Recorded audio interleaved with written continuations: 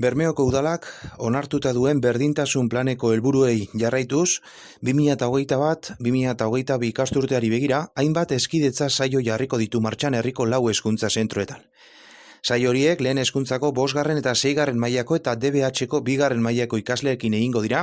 Euren helburua izango da parte hartzaileei sare sozialen erabilera egokia egiteko tresnak eskaintzea. Hezkidetza programaren lehen saioa urriaren 18an hasiko da, gainontzekoak abendura bitartean egingo dira.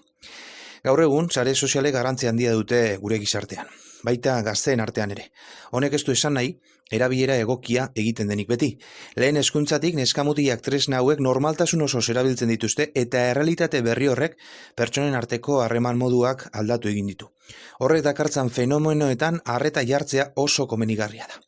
Arazorik kezkagarrienak, besteak beste, siberia sarpen sexista, eduki sexualaren edapena, identitate digital faltsuak eta abar dira.